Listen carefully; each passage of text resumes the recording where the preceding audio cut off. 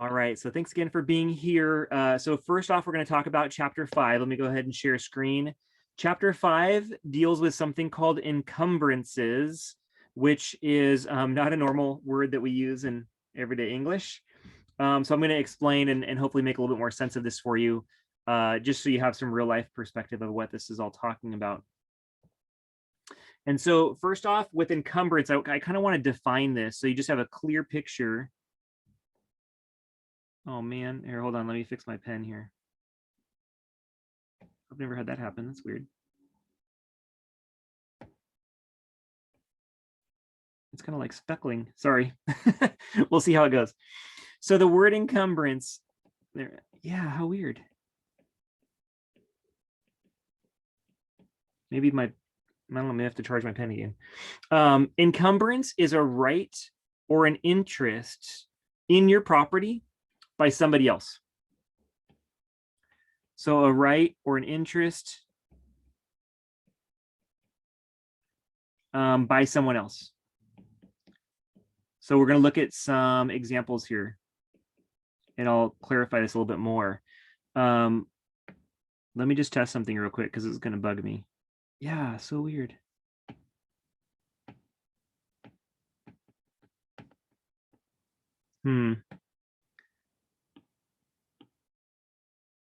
Well, we'll keep going. Maybe a little bit darker. Maybe I'll have to restart it. Maybe in between chapters, we'll try to restart this. So in real estate, when you buy property, we talked last week about this idea of vesting or taking title. Those two words two terms are used interchangeably. So how I might take title to property might be community property, meaning myself and my wife together own the property. Or maybe I choose a vesting like Rick Boone sole and separate property, which means it's just me.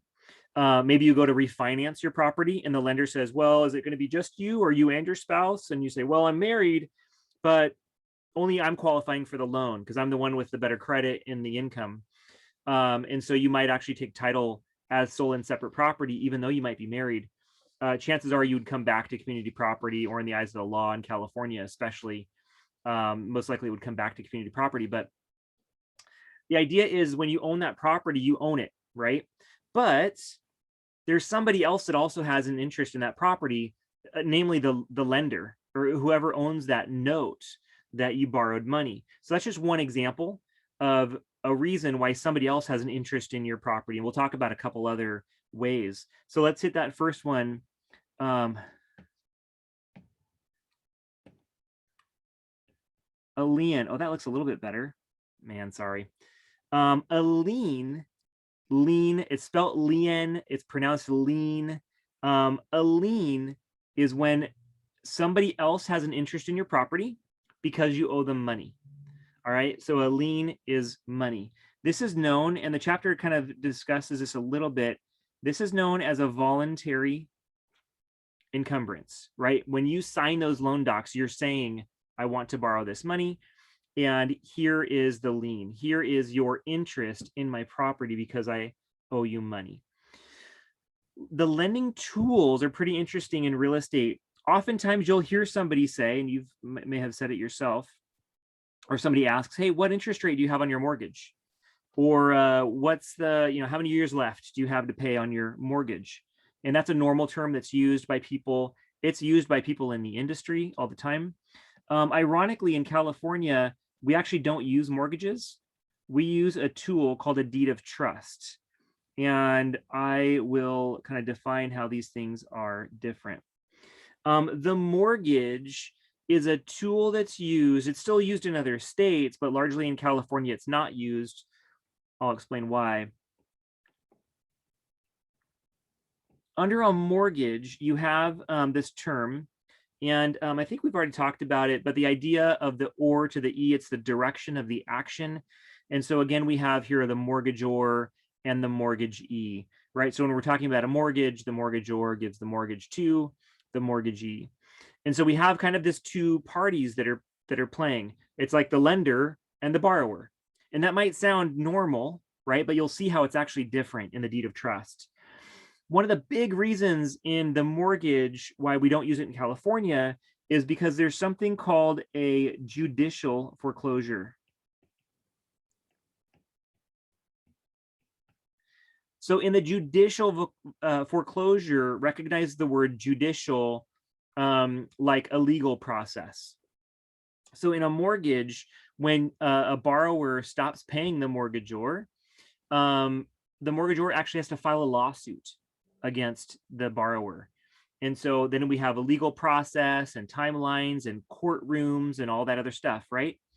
Another big thing about the mortgage is that even after the judge rules and says, sorry, borrower, you're out, you haven't made your payments, there's something called a redemption period, 1 year redemption.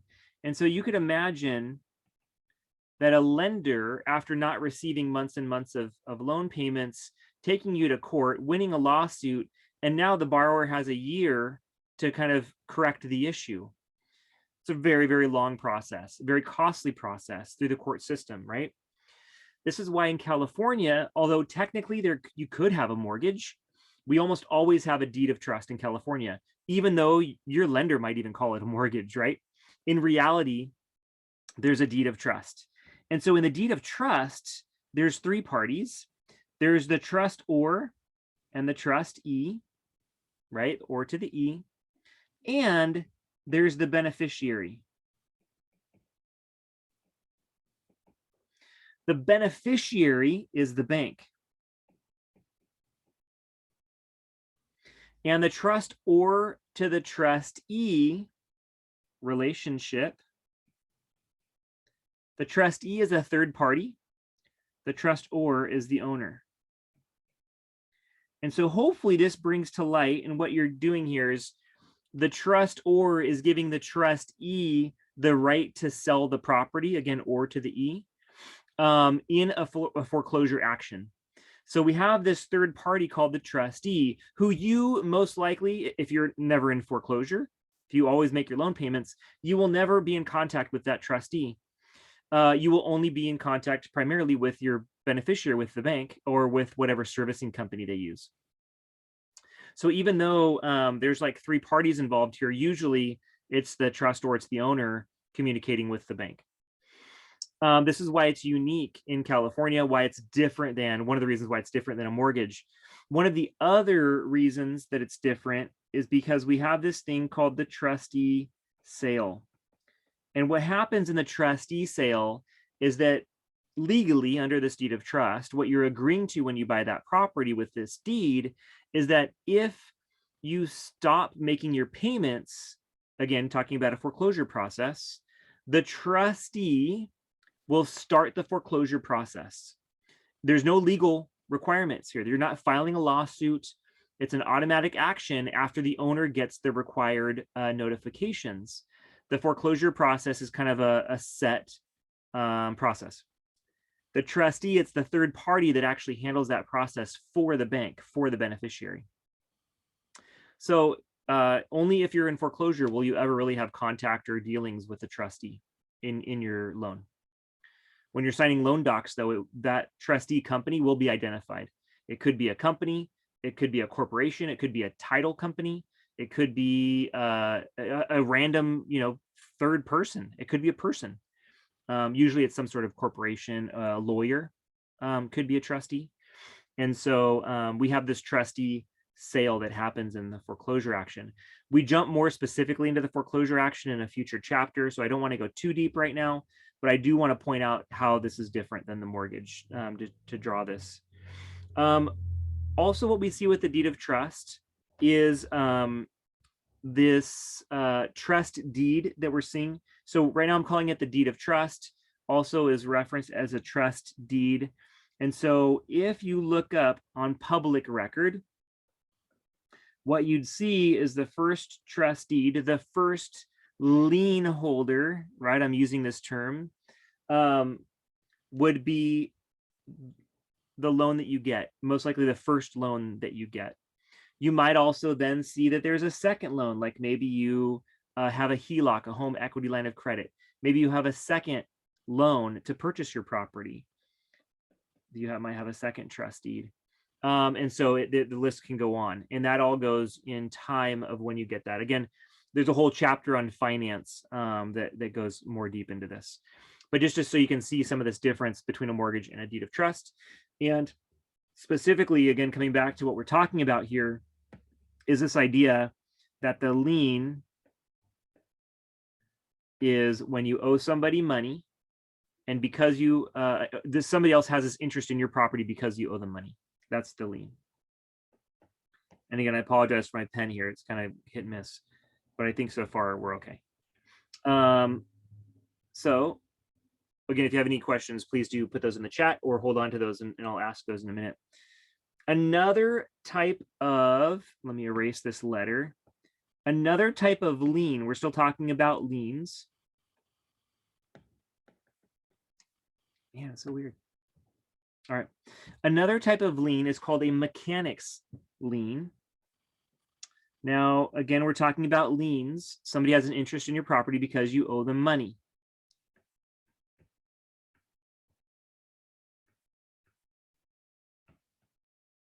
The first lien we're talking about was either a mortgage or a deed of trust because you owe somebody money. Another one is the mechanics lien. This is considered an involuntary lien, meaning somebody else is filing it against you, if you think of it that way. And the mechanics lien comes down to you owing somebody money and not paying them, specific to construction. There's a term that comes into play here when the shovel touches the dirt. And it's funny because the only reason I know this term is because I've done a construction loan before, and I had to learn about this stuff firsthand because a little bit flipped, the contractor was doing the work and he said that I owed him more money, but I already paid the contract amount and he just never finished the work. And so he was saying that I owed him additional money. So I had to go back and look at some of this language that existed. And what we see here is that when the shovel touches the dirt, that actually places that contractor in line with these trust deeds. And so normally what we see with trust deeds is it's based on the date. It's based on the date that you borrow the money. So the day you buy your house, that first trust deed is filed. The day you get a HELOC, that second trust deed is filed and recorded, public record. But with a contractor, it's not necessarily when you don't pay. It's when the shovel touches the dirt. It's when the first day of that construction started is what places them in order of this trust deed list. So this is just another example of somebody having an interest in your property because you owe them money. Just a little bit of real life trick question. Let's say Home Depot, your contractor orders lumber from Home Depot. Home Depot delivers a pallet full of 2x4s into your front yard and drops them on your grass. Your contractor uses the lumber on your property and never pays Home Depot. Who's responsible for the bill at Home Depot? The owner or the contractor? The question is, who benefits from that lumber? Even if you pay your contractor and your contractor does not pay the bill at Home Depot, you, the homeowner, are responsible for that money. This is why it's important to make sure you have licensed and insured contractors, because you don't want your contractor walking away with your money and not paying bills because the homeowner is going to be responsible for it. Might not sound fair, but that's how it works. And Home Depot will send you a notice that says, hey, guess what? We can file a mechanics lien on your property if you don't pay us. You'll get those notices if you're ever doing construction. Another type of lien, somebody having an interest in your property because you owe them money, is called a judgment. And a judgment is used, a judgment lien, considered involuntary. And a judgment is used when somebody sues you and you lose the case. So somebody's walking across your property and they trip in your driveway and they break their leg. They sue you to pay their medical bills. You go to court. The crack is in your property. You lose. If you're not paying out of pocket for that person, or your insurance doesn't cover it, there would be a judgment lien against you. that judgment says that you owe somebody money. And until you pay them, there can be an interest in your property. That sounds crazy, right? But let me clarify something a little bit here, just so we have a little bit clear picture. And this perspective for me came more so from learning about business law and teaching business law, but I can bring it into the real estate context here. We can think of a crime, and we can usually think of a lot of different types of crimes, right? Murder, theft, crimes, breaking the law, right? Running a red light, you're breaking the law. What happens when you break a law? Maybe you get a ticket, maybe you go to jail, right? You lose your freedom. But separate from that, there's something called a civil case. And so one big example that was big in the news, decades ago, and then there was a movie made about O.J. Simpson, where he was found innocent of a crime. He was found innocent of murder, so he did not go to jail, right? That's usually the consequence here. But the family of Nicole Simpson, I pulled that out, sued O.J. Simpson for damages, which means that his actions caused them a harm. He was found innocent of the crime. He didn't go to jail for that, but he was found guilty in the civil suit. And usually what happens in a civil suit is it usually comes down to dollars. If you lose a civil suit, it shows your actions caused somebody harm, so there's dollars gained there. And actually, I'm gonna erase this arrow, and I'm gonna draw it like this. So the judgment lien is really looking over at the civil side of a lawsuit, where your actions or your property or your animal or the crack in your driveway caused somebody harm. You might have to owe them dollars. There's a judgment against you. Let me go through one more at least here, called an attachment. And I'm trying to, my goal for you in real estate principles, if I haven't said it already, is not to have you memorize definitions. My goal in these lectures is to really give you some real life perspective, but to also help you understand and call out some of the more important parts of the chapter, so that you don't feel like you just have to memorize a bunch of words. I really want to bring to life the purpose behind some of this. And so we look at attachment, and it has a specific meaning, and you'll read the definition in the chapter. But one of the big parts of attachment is this term that's important to know. Oh, and then also in the background of everything I talk about and teach in real estate, I also have this background of preparing you slowly for that real estate exam, for the salesperson's exam. And so Liz Pendens, we see this word, not a normal English word. It's a legalese term, right? Came from a different language. Liz Pendens means lawsuit pending. And so you'll see the definition. But the idea with the attachment is if in some way you've harmed me, again, there's been some sort of damages, I can sue you, and I can name the property as well. And what power comes with that? If I sue you, the Liz Pendens will not allow you to sell the property. It will not allow you to refinance the property or to transfer title in the property. When there's a lawsuit pending, Liz Pendens, it basically means everything stops with the legal title of the property. Everything gets put on hold. And so this is usually can be used with some sort of, I guess, motive of power and control to stop maybe an action from happening, to stop a sale from happening, to maybe force you into negotiating with me because of an active lawsuit happening.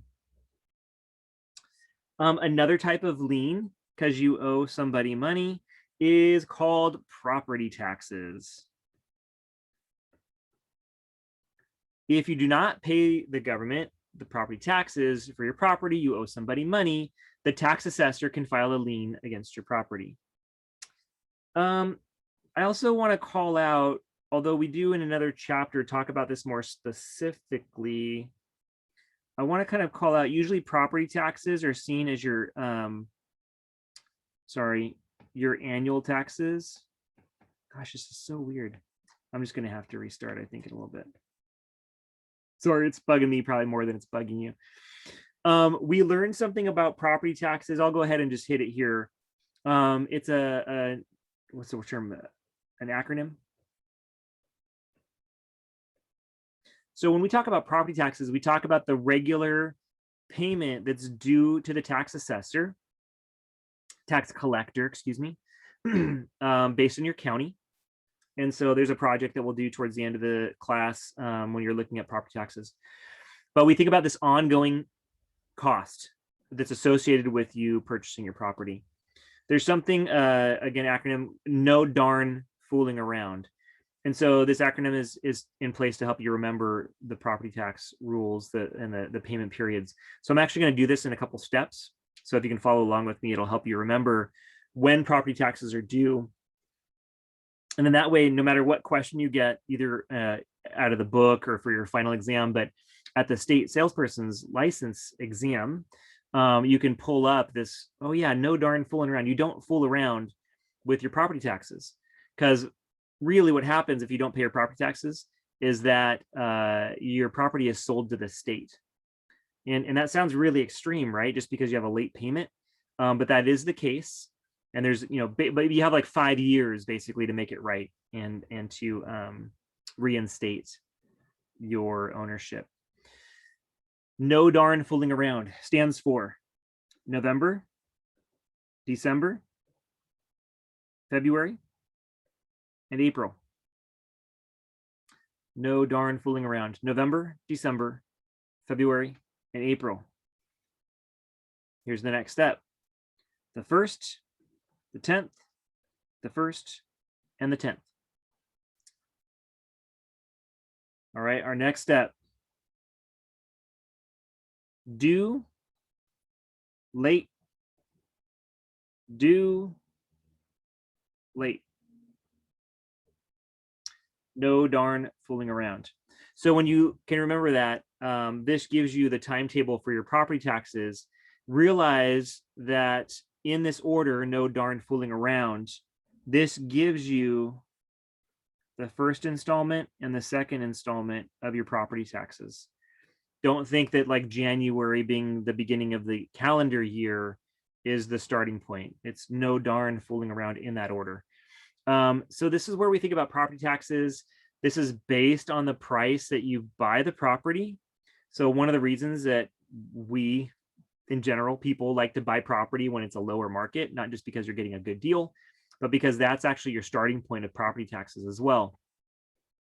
Now, of course, if you buy it at the height of the market and the market goes down, your value goes down, your property taxes will go down. But when they go back up again, you will immediately go back up because your starting point was at the level that you purchased at. So every time the property is purchased or changes hands, basically. I want to just draw a little bit of a comparison or a difference here. There's just annual property taxes that you have that in essence will never go away, and they almost always go up, especially when you're looking out, the next 10, 20, 30 years, they will most likely be higher because your value will be higher. In California, we have some specific protections against this, but I don't want to go too deep yet on that. There's also something called special assessments or assessments that come up on your taxes.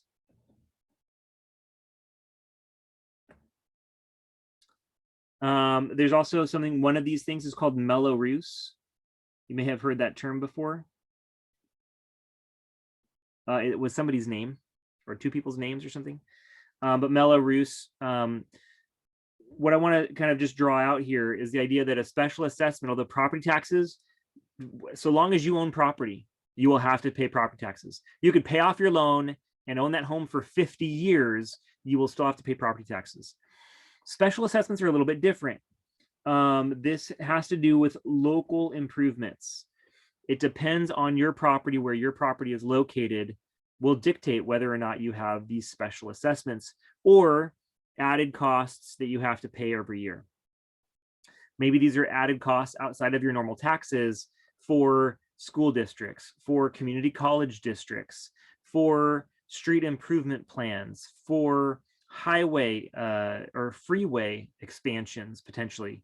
So these are all different things based on where your property is located that would affect your out-of-pocket cost in owning that property.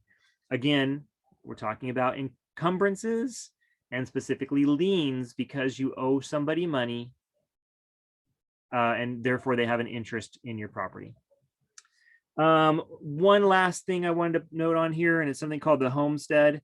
And this is something that's put into place to protect homeowners. And the idea of the homestead is a sense of protection. I don't know if those are bicycles or motorcycles, but apparently there's hundreds of people passing my house right now on the street. Sorry. The homestead, even though you might owe somebody money and they have an interest in your property, the homestead is made up, is a protection there for homeowners for the property that you're living in, your primary residence. So the idea of the homestead is that there is some protection here because it is your home, because you live in it, that even though you might owe somebody money, or even though you lose a lawsuit and there's some sort of judgment against you, that there's a certain level of protection that you have in your primary residence that can protect a certain amount of dollar amount of equity that you have. All right, you'll read more about it as well in the chapter. So we're still talking about encumbrances, right? The whole chapter is talking about the idea of this right or interest that somebody else has in your property. We've been so far just talking about money. Next, I want to talk about the encumbrance by somebody else, but not about money, right? So the idea that somebody else actually might have an interest or a right in your property, but not having to do with dollars. And so we see this specifically with easements. So this is somebody else, an encumbrance, somebody else having interest in your property, no dollars. The first one we see is something called an easement appurtenant. And sorry to bring out these really weird words, right? After telling you I don't want you to memorize these words. But the idea of an easement appurtenant, gosh, that's bugging me, is that that somebody has an interest in your property and it doesn't benefit the person, but it benefits the property. And I'll explain.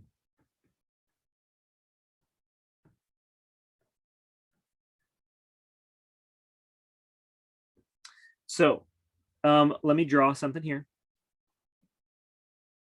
Let's say we have this big lot of property and we have two owners that are on this property. There is owner A or lot A and lot B. And if we can imagine that, now this is not typical in a typical city, right? We're living in the middle of Orange County. This is not a typical scenario, but this is where something maybe in a rural situation, a mountain type properties, or maybe just something more rural. The owner of lot A has to get to their property. And to do so, there's a driveway. Notice that driveway runs over lot B, right? But the purpose is for lot A to gain access. Lot A, owner of property A, does not own the driveway on lot B, but they have an easement appurtenant, right? It benefits the property. So if I ask you A or B, which lot benefits from this easement? Who is the one that benefits from the easement? The term is called a dominant tenement. I'm just going to abbreviate. The dominant tenement is lot A. Lot A is the one that benefits from this easement. Lot A is allowed to use the driveway. Even though they don't own the property, lot B has to allow lot A to access the property using this driveway. By the way, if you're buying a property like this, it's in the title. You will read about it. You will see it. There will be disclosures about it in the property. There should be, because this affects both properties, right? The one that has to allow, think of it like the idea of a servant, right? Lot B has to allow lot A to use this driveway and cannot stop them, right? And so this is called the servient tenement, but I'm abbreviating servant. Think of the idea that lot B is serving lot A. If someone was going to cancel this or get rid of this easement, who do you think might it be? Here, the one that benefits, right? So because A is benefiting, because A is the dominant tenement, A is the only one that can, in essence, get rid of the easement. Lot B can't say, hey, forget you, owner. I'm going to put a wall up and block off the driveway, right? I'm going to create a wall right here so that you cannot access the driveway. Lot B can't do that legally. So even if they tried to do it, Lot A can't go just break down the wall. But Lot A has a legal interest in this property, right? Hear that? An encumbrance. Lot A has an encumbrance over Lot B. It's called an easement appurtenant. A one that is a little bit more common and that you will see in the middle of a populous city is one called an easement in gross. An easement in gross. This one's a little bit different. This one does benefit a person or a company. And what we often see with an easement in gross looks a little bit like this. You might have your plot here, and here's your house, and here's your garage. And back here across the back of your property, I have one in the back of my house, is this big power pole. And there's power lines that take that very convenient electricity all the way down the block. This easement in gross looks something like this. The back 6 feet of my property, there's an easement that exists. I own it. I have to upkeep it. But SoCal Edison at any point could come back here and let me know, hey, owner, we're coming back there. They have the right to access this property, to maintain the power lines, to replace the power lines. And in fact, what they say is, I actually cannot build in that easement. They would say, sorry, you can't do that because you don't have the right to use that property. The right, the encumbrance, is to the utility company. This is called an easement in gross. Add into this power lines, water lines, sewer lines. Maybe there's oil under your land. Somebody else most likely is going to have an interest in that and own it and be able to access your property to get to it. And when you buy the property, it's going to be on the deed. It's all listed out there. All right, next step. It gets worse when I write fast, but that's what it is. The next step, we're going to be talking about the term restrictions.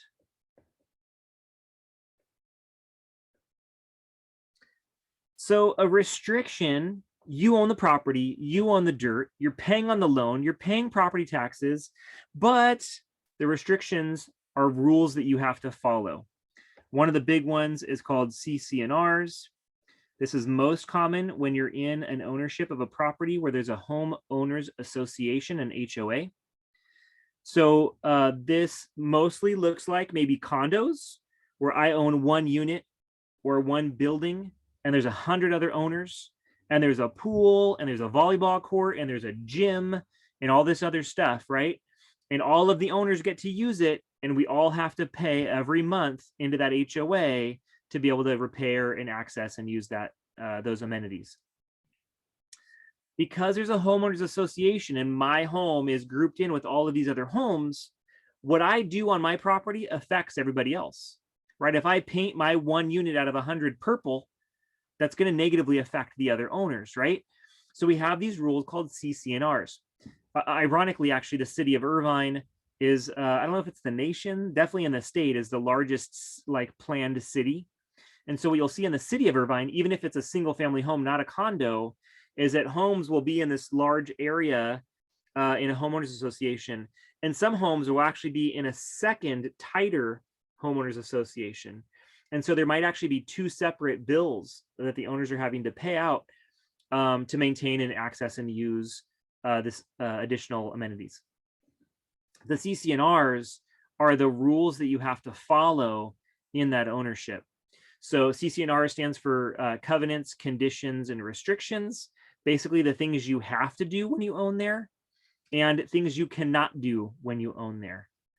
Things you have to do, like mowing your lawn, like keeping the bushes maintained, like making sure your house is painted and looks nice, and things you cannot do, like paint your house purple, like park a car on your grass in the front yard, right? Those types of rules, restrictions, right? When we see CC&Rs.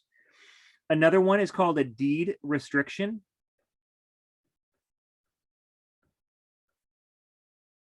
This can usually happen when the property is changing hands. So for example, if I were to own a property outright and I sell it to my nephew, I remember hearing this example like 30 years ago. I sell the property or give the property to my nephew, and I say, you can have this property so long as you do not drink or smoke while you live here. And you're like, well, that sounds crazy, right? This would be called a deed restriction. And so the example, the idea that I can transfer property to you, but we can set up a restriction that says you have to follow these certain rules. If you break those rules, you can actually lose your interest in the property. Same thing with an HOA and CC&Rs. If you break those rules, the HOA can take your interest in the property. Sounds pretty crazy, right? That's what you sign up for when you sign the deed, when you take ownership of the property. So a deed restriction might also look like you can own this property, but you cannot build a liquor store because your property lot is adjacent to a school. You cannot build a nightclub on this property because it's next door to a residential neighborhood, right? So some of this you might think of the city and zoning and that kind of thing, but the idea is that it can be defined on a deed restriction as well, so that you have to follow these rules. And then more broadly, and things that can actually change, they don't usually change quickly, but things that can change on an ongoing basis is the idea of zoning. So the city that you live in, or maybe if it's unincorporated, it would be the county, has specific rules that you have to follow in your neighborhood or in your city. And this is called zoning. All of these are different restrictions. When you own property, you can't necessarily just do whatever you want on that property. You have to follow these restrictions. Another type of encumbrance. Remember, this is our chapter about encumbrances, somebody else having interest in your property. One is called, I think this is the last one actually. Hey, we're doing pretty well on time. This one is called an encroachment.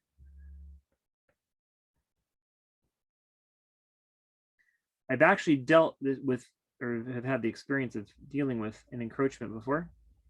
I have a couple examples to share with you. One of the easiest to see, I think, would be one was my first home that I owned. And this is what the property line looked like. Here was my house. Here's the garage. And oddly enough, even though this is what my property looked like, the fence, if I can draw it in a different color, looked something like this.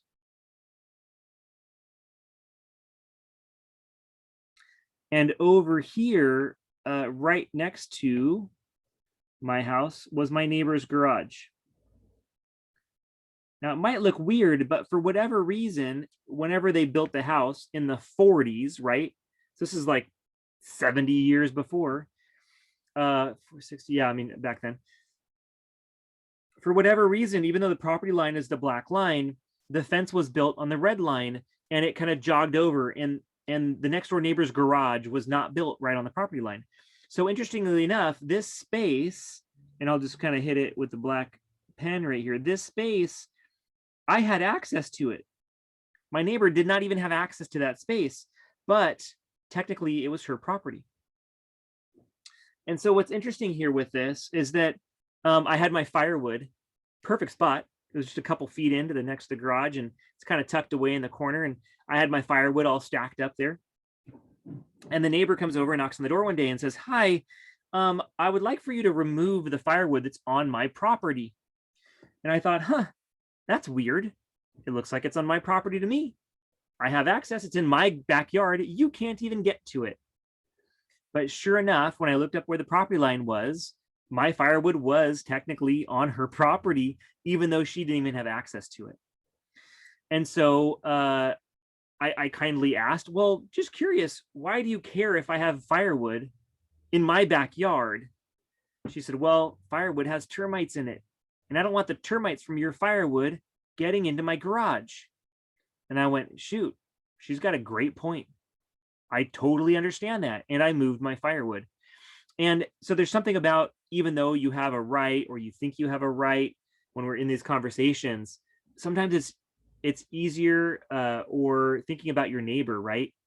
Getting in arguments with your neighbors, lawsuits with your neighbors, if you can avoid it, try to, right? Because if you never move and your neighbor never moves, then you've got this feud right next door to each other, which it just, never ends well. But the idea about the encroachment is that somebody else, in essence, is using your property or is encroaching on your property. They're accessing your property, even though they don't have the right to. Another example of this could be, let's see how easily I can change colors here. Let's just call it this color. If my neighbor has a tree right here, and I'm going to draw it really big, and it's growing, the trunk is in the dirt on their side of the property line, but holy cow, that tree drops all sorts of leaves and sticky nectar and all sorts of stuff onto my property. Well, can I go out there? I'm going to use my red. Come on, just let's finish the chapter. Come on, iPad, you can do it. Let's see if it works. Could I go out there in the backyard and just, oh, come on, red pen. Sorry. Oh no, it's completely locked. Oh, there it goes. Holy cow. Could I go out there and just chop the tree off? Not cut the tree down, right? I'm not talking about going onto their property, but could I go into my backyard and take a chainsaw and just right on the property line, cut that tree off on the side? Yeah, I can, right? Because their property, their tree, is actually growing. It's encroaching onto my property. You actually do have the right to do that. Now, again, being a friendly neighbor, you might want to talk with your neighbor about that. Hey, neighbor, just want to let you know, I'm going to be cutting down or trimming the tree. Maybe the neighbor will even pay for it, right? Because it's their tree. So try to have a friendly neighborly conversation. But the idea is, if it's their thing and it's coming over onto your property, that's called an encroachment. Somebody else has an interest in your property, right? They're using your property in a sense. Going back to the idea that we had in, I think it was chapter 1, where you have, here's the center of the earth, and here's your little house, right? Technically, from the center of the earth out to the sky, you have this ownership in your property. Now, of course, if there's a plane flying overhead, right, it's not like they're going to be paying you to cross over your house, right? But the idea is that above your fence line is your property. And so you have the right to, or maybe you even have the right to go pick that fruit that's over your fence too, right? Those big, huge avocados they're hanging over. I love those. So you can benefit in certain ways too. So that's the idea of an encroachment, somebody else using your property, even though they shouldn't have the right to, but they do. Now, of course, when a property is changing hands, you're selling it, you're buying it, that's usually when issues like this come into play, because all of a sudden now there's new people that have never lived there or seen this stuff before, and they're learning all this stuff about the property, and it might become an issue at that point. And that's it. As we talked about encumbrances, this idea, again, that somebody else has an interest in your property. Let me just review quickly. Somebody has an interest in your property because you owe them money, called a lien. We saw several different ways that you can owe people money and they have an interest in your property. Somebody has an interest in your property because of an easement, right? So there's this type of ownership, the ability to use your property, even though they don't own it. An easement appurtenant, an easement gross. Restrictions, even though the HOA doesn't own your property, you own the property. You have to follow certain rules. And the encroachment, somebody else is actually using your property. They're not supposed to, and you may or may not like it. But here you can actually do something about it too. You can try to stop it. You can cut the tree. You can ask them to, adjust construction or to fix a problem that's happening on your property. All right, so hopefully that gives you a little bit of clarity about this interesting word called the encumbrance. I'll go ahead and stop sharing and recording, and I'm glad to answer any questions you might have. Yes, I have.